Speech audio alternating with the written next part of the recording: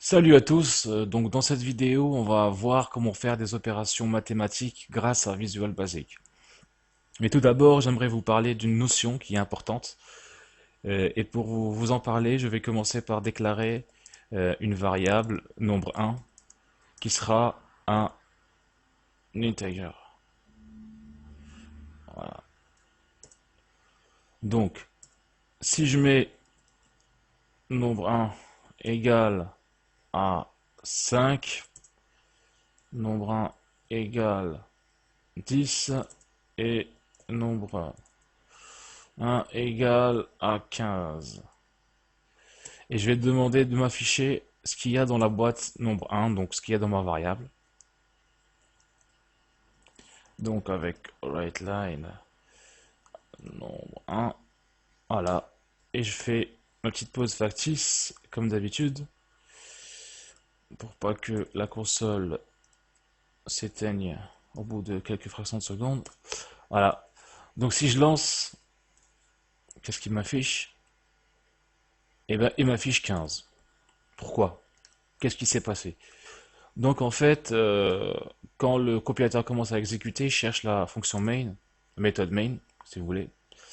Et donc, il commence par déclarer la variable et commence à exécuter les instructions du plus haut au plus bas. Donc voilà, il commence par la première, la deuxième, la troisième, la quatrième, la cinquième.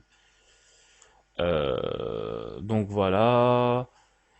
Et en fait, au départ, je demande à ce qu'il me mette dans la variable 5. Ensuite, à ce qu'il me mette dans la variable 10, donc il fait quoi? Donc, une fois que je lui ai demandé de mettre 5, donc dans la boîte, il y a déjà 5. Quand je lui demande de mettre le 10, il fait quoi? Il écrase le 5. C'est comme si il effaçait en quelque sorte le 5. Et il le remplace par 10. Et ensuite, je lui demande de mettre 15. Donc dans la boîte, il y a le 10. Et maintenant que je lui ai demandé de mettre le 15, il écrase le 10 et il me met 15, ce qui fait que au final, dans ma boîte nombre un, il y a le nombre 15. Et donc quand je lui demande d'afficher nombre un, j'ai 15 puisque ma variable maintenant a pour valeur 15. Voilà. Voilà, donc je vais par exemple faire nombre un, créer nombre un égal 2, égal à voilà, 30, allez. Et je vais créer une deuxième variable que je vais appeler nombre 2.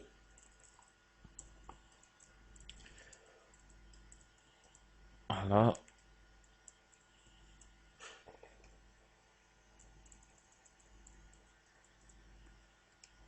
Donc nombre 2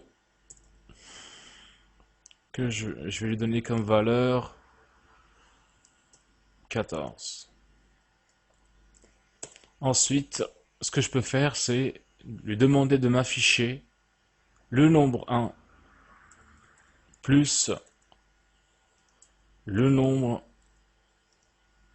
2. Et là, si je lance, je devrais avoir 44. Puisqu'il me fait l'opération, il est censé me faire l'opération. Voilà, j'ai 44, c'est parfait. Je peux faire aussi une division avec le slash. Et là, j'ai 2,1428, etc.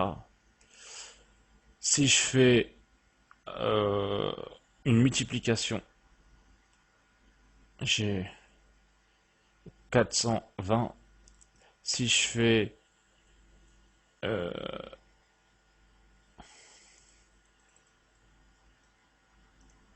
euh, une puissance, donc 30, puissance 14, ça va faire gros, mais bon, c'est juste pour l'exemple. Voilà, ça me fait 4,118 puissance, voilà, enfin un grand chiffre quoi. Et modulo c'est quoi? Je crois que je vous ai expliqué ça dans les vidéos précédentes, mais sommairement. Donc modulo en fait, il va diviser le 30 divisé par 14, donc 30 divisé par 14, ça me fait 2, et il me reste 2, puisque 14 divisé par 2 égale 28, et là normalement je devrais avoir 2 si tout se passe bien. Voilà, j'ai 2. Ensuite, il y a la division entière. Donc la division entière, par exemple, là, avec l'anti-slash, si je lance, il me fait quoi? Il va me donner 2. Parce que, en principe, si je fais une division normale, j'ai 2,1428, etc. Et là, il me prend que la partie entière de la division. Donc, voilà. Donc, voilà pour cette première vidéo. J'aurai une deuxième vidéo pour parler un petit peu plus des opérations euh, en visuel basique. Donc, j'espère que ça vous a plu, pardon, que ça vous a plu et que vous avez compris. Donc moi, je vous dis à la prochaine vidéo en espérant que vous ayez bien compris. Allez, salut!